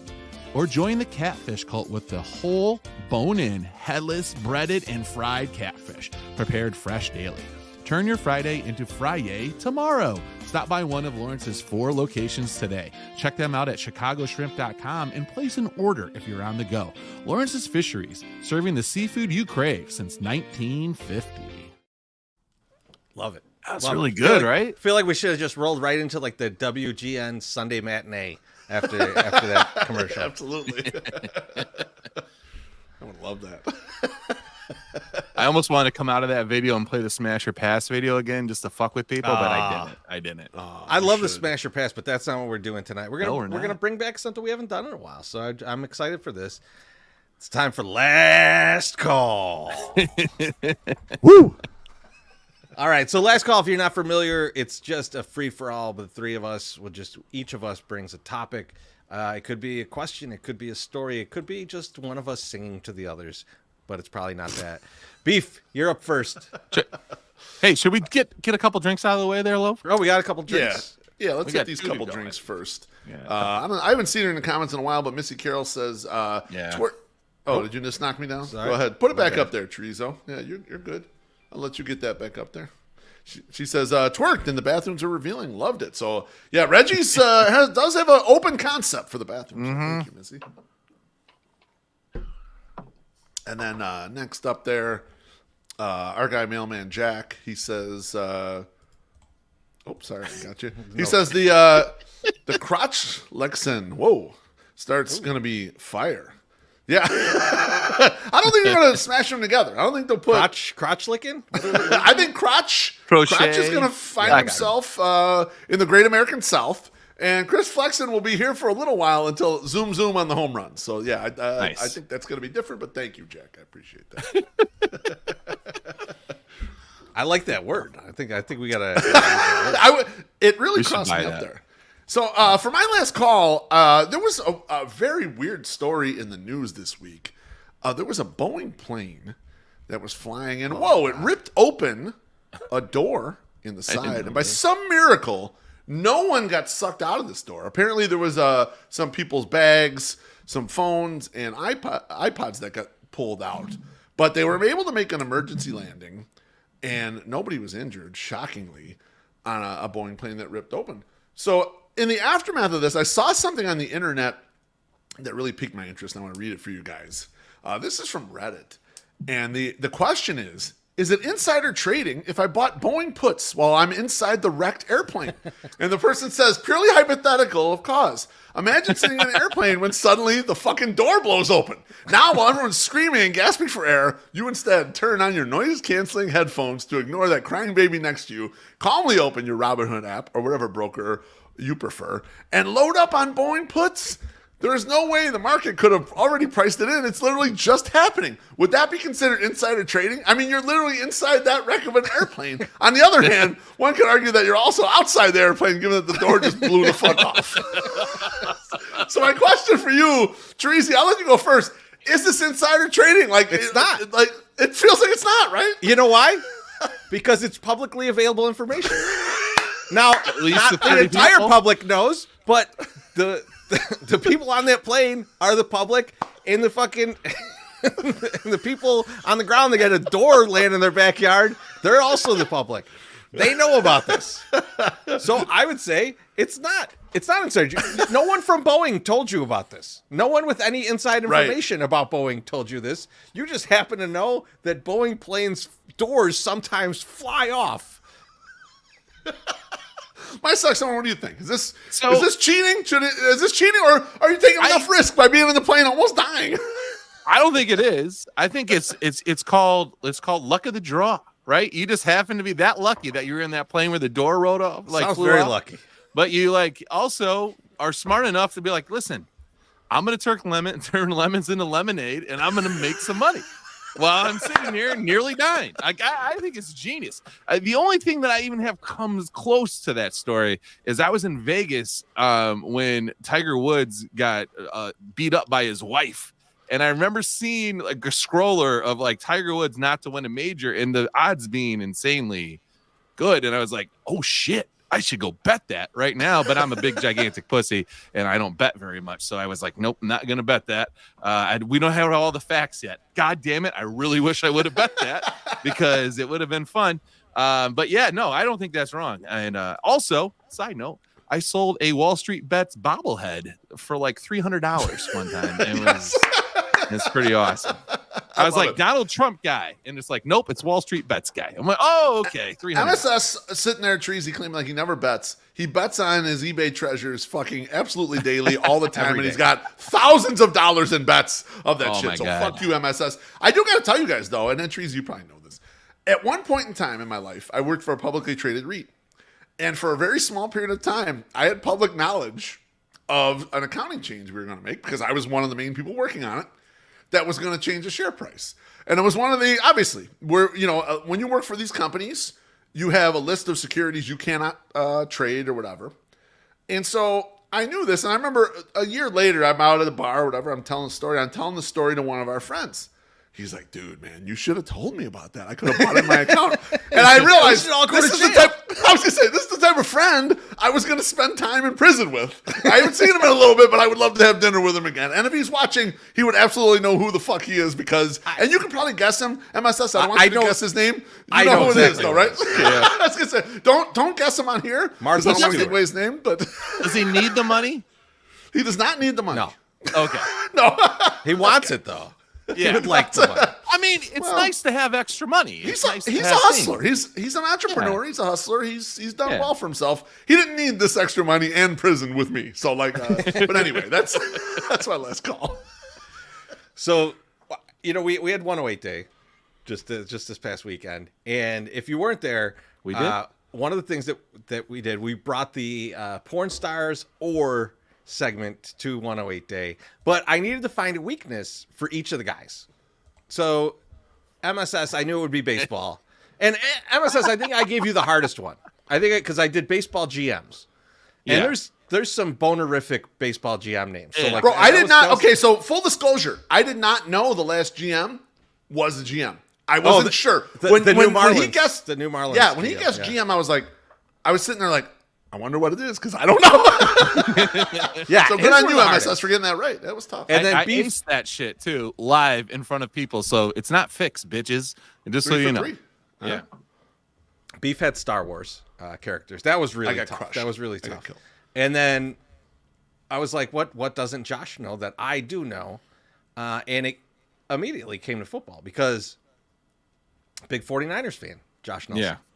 Yeah. 85 Bears, it's a blind spot for him. It's a blind spot. So I went with 85 Bears and I gave him some. But as I'm looking this up, right? And so one of the guys that I mentioned in it was Cliff Thrift, which is a fucking fantastic name. But Beautiful I was like, name. I need to see a little footage of this guy because I'm like sitting around on a Saturday, getting ready to do this. So I'm looking for footage of him, and I'm having trouble finding it. But I stumble upon this other video that is this story about a Sun-Times article from 1985. So this is when the Bears played the Dallas Cowboys. And side note, what's insane, if you're a Bears fan and you know what happens in this game, that game was a fucking pick'em. Yeah, yes, it was. The Bears won like 44-0. Like it was just like it is. Treasy. Like, I remember Dad Mike before Ditka that shoved game. it all the way up Tom Landry's ass. The Bears are undefeated. I remember before that game, my dad is sweating because he's like, if they beat the Cowboys, that means they're a real team. This is a signature win for them if they beat them. Because all the years of the Bears getting far, getting the playoff game, and then the Cowboys fucking walloping them like 37-7, it was like, this is the game you got to win. And the ass beating they put on them was so like, my dad loved it so goddamn much. And so the Sun-Times sent Wade Roberts down there he's a reporter for them down to Texas to get a story. And so he comes back with this story of a town called Eden. It's a town of 1,200 people. It's 4 hours from Dallas. And he's like, these are like salt of the earth, just great Cowboys fans. And they all get together at this bar called Bonner's, owned by Jefferson Davis Bonner. And here's the guys that hang out there every Sunday. They always go there to watch the game. You've got Cliff Samples, Ellis Renfro, Monroe Boudreaux, and Les Buster Smalley. And Les Buster Smalley even made a bet with his wife that if the Bears won, he wouldn't watch football for the rest of the season. So like after the game, they were like, there's like his lips hanging on the floor. He's so sad and everything. And he has this like tremendous story about this like tiny bar in this tiny town that just like diehard Cowboy fans, and like they're just heartbroken by this loss and everything. And it's this great story, so much so that Mike Royko, from the Tribune, and he was like, this story is fantastic. In fact, it's so good that I don't know that everything in this is true. So he takes it upon himself to fact check the story. Yeah.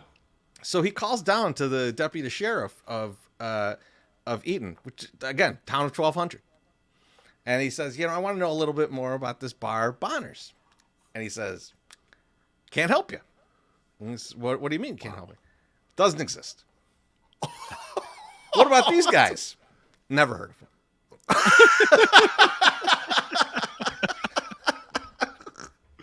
So all this comes back, and the Sun-Times is like, what the fuck? And so they talk to Wade Roberts. He's like, no, it's all real. It's all real. I'll fucking go down there. I'll show you. So they go down to this town, and they're driving around. He's like, man, I don't remember where this bar is. And they're like, There's 1,200 people in it. Sounds like 4 blocks. And he's like, you know what? Turns out this bar was running illegally, which I don't know how he finds that out after the fact, right? Okay. This bar was running illegally. No one gave me the real names. That's why he can't find it. And everyone in that town is like, you're full of shit. This is totally made up story. And like, all I'm wondering is like, what did this guy do? Like, what did he went down to Texas, right? Did he just like go out with like Dan Hampton and get blackout drunk for 3 days and then just go like, oh shit, I better write something. Like I was hearing this story and I was like, this is the wildest shit I've ever heard. And believe it or not, he got fired. He's got a great imagination. Someone should hire him for something like that. Maybe not reporting because it doesn't look like a strong suit. But interesting side note. Interesting side note is that he was later hired by Columbia College to head up their journalism program. Their journalism program. Oh God! And a bunch of fucking people quit. They're like, I'm not working for that guy. He's famous for one thing. It's terrible. So they hire everybody over there at fucking Columbia. What a scam school.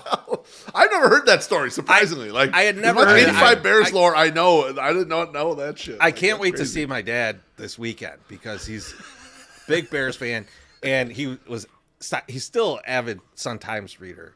So he's got to know this story.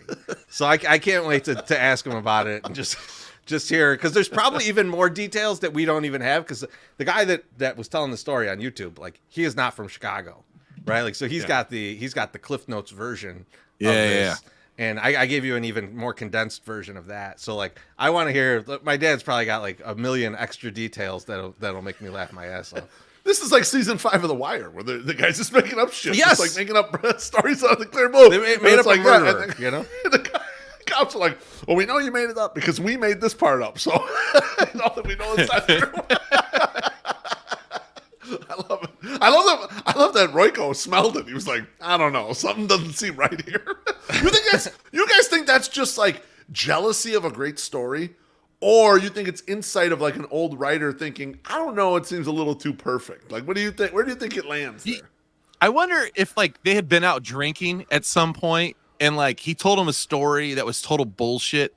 You know, we had a friend that used to tell other friends stories and be like the guy would be like, oh yeah, my sister, blah, blah, blah. And my buddy would be like, I told him that story like 3 months ago. Now he's broadcasting it to our friends. Like, you know, you got to move on. You move outside your group before you start lying. So maybe he's just used to lying. So like, he's like, you know, and so he's like, yeah, man, you know, Shirley from accounting. Yeah, I banged her, you know, or whatever. And then he talked to Shirley from accounting and she was like, I don't know who the fuck that is. And so he's like, man, this motherfucker is a liar. And so then he was like, I'm going to look into this amazing story, you know, that we got here. And it's not that hard to fact check. So, but think about it this way. This guy is in the same profession, right? Yeah. He's a threat. He's a threat to you. You read the story and you get any inkling that this sounds like bullshit. You have all the investigative knowledge to find out if this is bullshit. And it took him one phone call to find out it was all bullshit. Like, you're absolutely doing that. This is like, this huge, like, Ringo's probably like even more elevated than he was previously. He was awesome. He's always been, a revered writer. But like, this probably bumped him up another one. He smelled out this bullshit and investigated. His article probably shot the moon. And it wasn't even like he wasn't there. Guy from Sun-Times is full of shit. That's front page news. Why didn't he be like, you know, I was at the local TGI Fridays or something, you know, and then use fake names. You're like, these are not the real people and they don't want to be known. We're going to talk about, you know, whatever. You could have covered it very easily. You didn't need to like make such elaborate like names and all that stuff. You could have used also the shit that's there. Just fucking go to Dallas. That's where the thing is. Right? There's a billion bars there. Well, maybe he was seeing somebody over there. Maybe he had a hot lead and you got catfish before catfishing was a thing. You know, who knows? Man. You know, now I feel sorry for MSS. But MSS, what do you got? Like the last thing you want to do is roll up into some weird ass Texas town and like know you got catfish. You gotta come back with something. Gotta cover that up, yeah. Just I mean, I never had that happen to me personally, but I've known somebody. Allegedly. So I don't know if you guys know. Well, I know you guys know because you guys saw it before everybody else saw it. But we had a pretty big video that went out on our Twitter. And it was a brainchild of something that like I had been thinking and we had talked about. And I was like, I'm going to do this.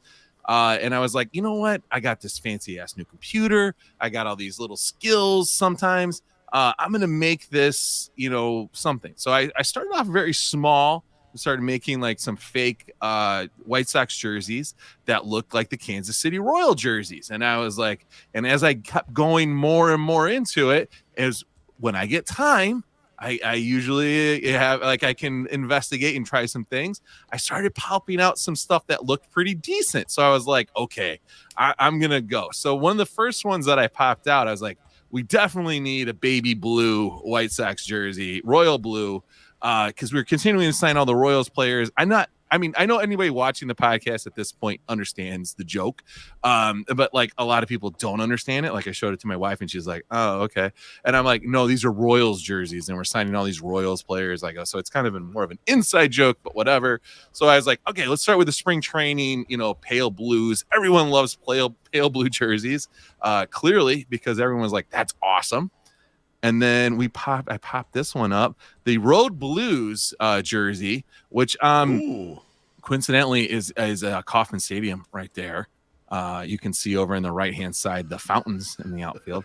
And then this one actually, Teresi helped and he was like, I think that needs a little gold. So I put a little gold Nike sign on there because I thought that was beautiful good. Touch. I love it. I mean, I think it clinched the jersey. This was probably the second most liked one. I think the Pale Blues was number one. And then the Home Whites. It just, I was like, I don't know. I mean, listen, I'm not thinking too hard here, folks. Like, this is just whatever.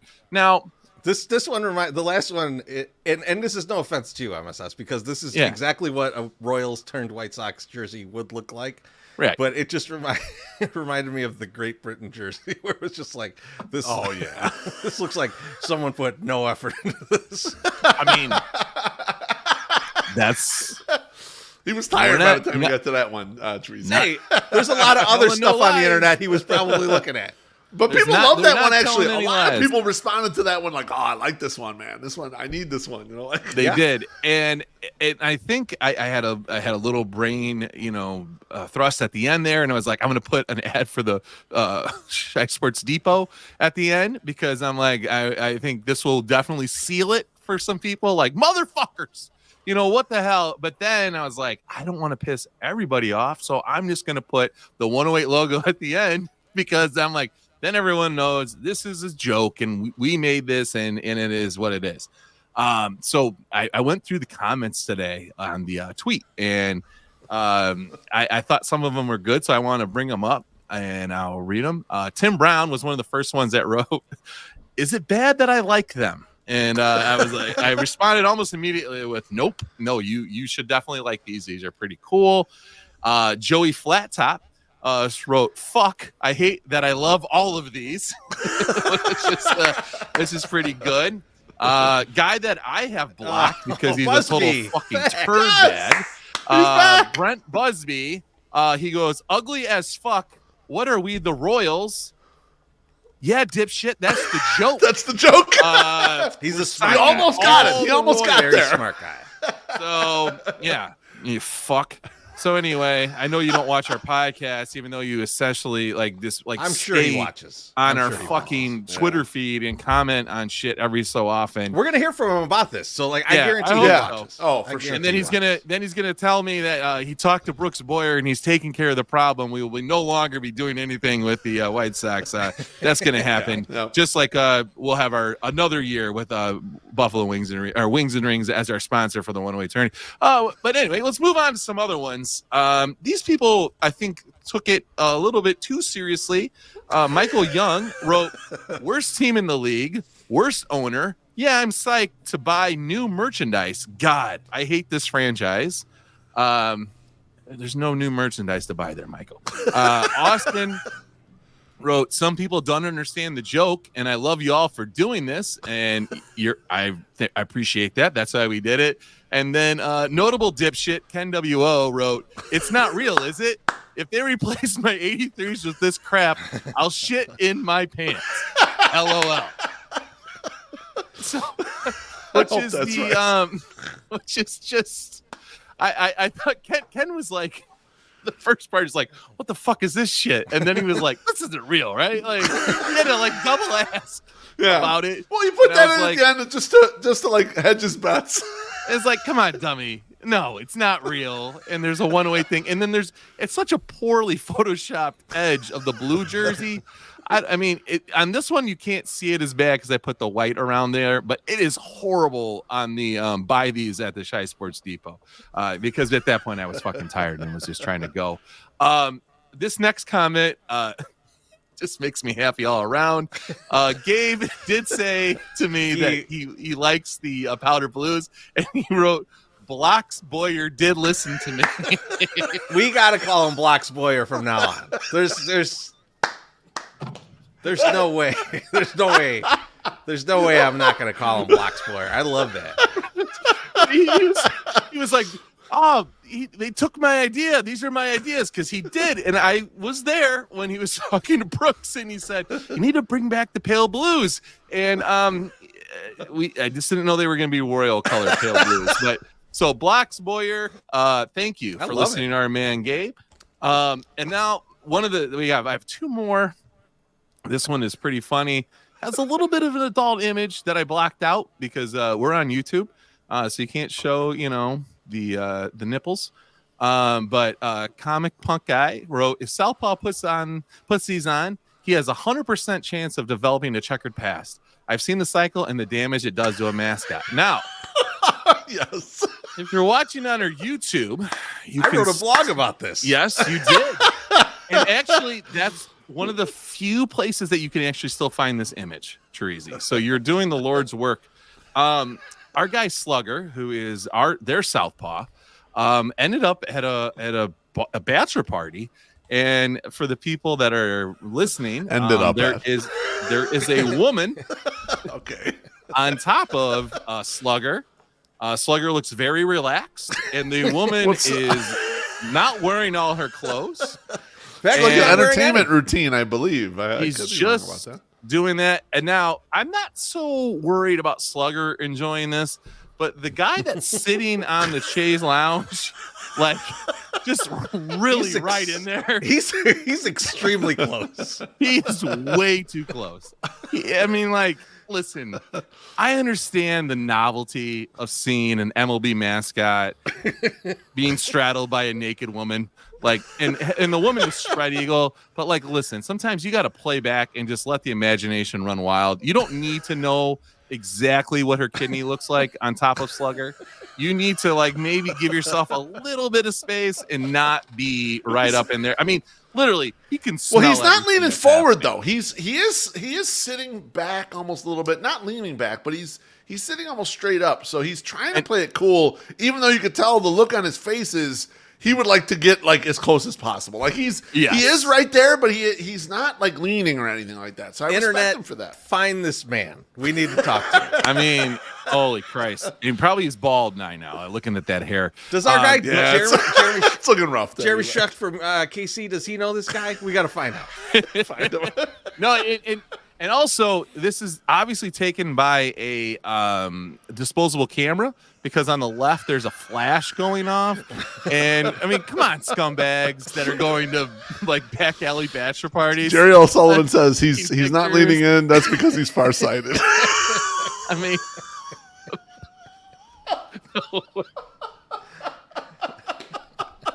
The women that go to these bachelor parties...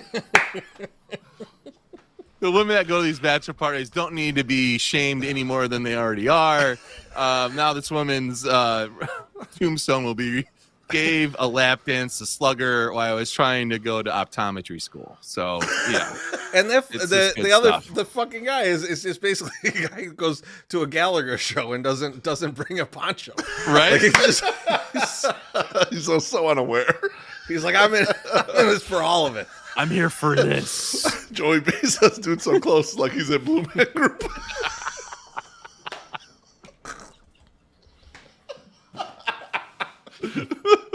Folks, subscribe to our YouTube so you can get definitely these things. I mean, you're not gonna. It's gonna translate into the audio, but you probably should see this. It's it's worth seeing stuff. Last one. This guy just took away all of the fun of this thread. And he says, this has to be a joke, right? And he had screenshot the White Sox jersey that I made and then transposed the Royals jersey that looks exactly like it, because it is. And so this is a joke. And so Frank Samsell, yes, this was a joke. I don't know. MSS, I'm in like five different group chats that pulled that tweet and like, look at this fucking genius. I love It's like, thanks for pointing it out. See, I was like laughing at that tweet. I was like, I would do that. We've probably all done that on the internet. Hey, wait a second. This is just ridiculous. Looks just like a Kansas City Royal tweet jersey. What the fuck? Yes, that was the point. So, yeah, no, but guys, that was my last call. And thanks for everybody for liking, fantastic, sharing, retweeting that, because when you spend the amount of time that I spent making that video, and it's only 40 seconds, which is kind of long in video worlds, but like the hours that go into that and the thoughts that go into that, it's just like, fuck, man. It's like, oh God, I hope people at least like this, because if this gets like 6 likes, I'm gonna fucking kill myself. So I'm still here. Hello. So thank you guys. Thanks for retweeting. Before we get to the next segment, I got this comment from Ian that I got to bring up from earlier when he's talking about the Columbia thing. He's like, didn't Columbia hire a guy from the Revolting Cocks to teach? Shouldn't be a surprise, LOL. Ian, you'll be happy to know that you are correct. Except I don't know if he played in Revolting Cocks. I know he played in Pigface. But I will tell you something that you didn't know is that I wrote part of the book that's on the curriculum. It's behind you, isn't it, Treasy? It is. It's behind you. It's one of this book over here. That's the original. I don't know what he's teaching now, but yes, yeah. If you want some excerpts from me, probably not great, because I haven't worked in the industry for 20 years. But now it is time, as always, for something I can't find, and it is thank you. There you go. Woo! Yay. MSS, who are you thinking? I just want to thank everybody that showed out on Saturday. I know I walked around at the beginning of the event when most people were there and said hi to everybody. I don't know if I said goodbye to everybody, but I definitely know I said hi. And thank you for coming out and making that event what it is. It's a fun time every year. I get nervous, and we were slamming all sorts of things into that week. And it was just a great week to be a 108er. So yeah, I appreciate everyone that came out and supported that, and we could feel the love. And so yeah, I just appreciate that. So thank you guys very much. Beef, who are you thinking? My thank you starts with yesterday into the evening, not being able to sleep very well. I woke up in the middle of the night, like 3:30 in the morning. And a lot of times when I wake up like that, it's spawning a blog or something that really takes off for me, or something interesting, and I usually go right to cleaning and all that stuff. So I cleaned up the house, I cleaned up the main level, sat down on my computer, and I decided that it was time for me to play some online slots. And so I want to thank America's Card Room. It's a poker site, but I want to specifically thank the Jackpot Bank slot game, because when I woke up, when I played this at 5:30 in the morning, by some fucking miracle, I hit for $750 just for waking up in the middle of the night. So it felt very nice to wake up half the night, drinking way too much coffee, playing slots, hitting multiple bonus rounds. So I just want to thank offshore card rooms that offer a casino that I probably should never fucking play in, but I played in and made some money. So thank you. Good job. I haven't been playing online slots, so I can't thank them. But I will thank. I do want to thank to echo MSS. I want to thank everybody that came out to 108 Day. Fucking tremendous time. Had a great time, and I want to thank the Ass Crew for having me on Tuesday. That was a lot of fun. That was hilarious. Bullshit. It was good. For like a full hour. Why don't you do an hour of alien shit? Just Are you kidding crazy fucking alien shit. I was in heaven. That's like if you give me free reign to talk about aliens for an hour, I'm fucking taking it every time. And of course, thanks to our guy Luke for these calendars. I cracked up when I opened it up and I was like, the obstructed view calendar. I need this. This is this is perfect.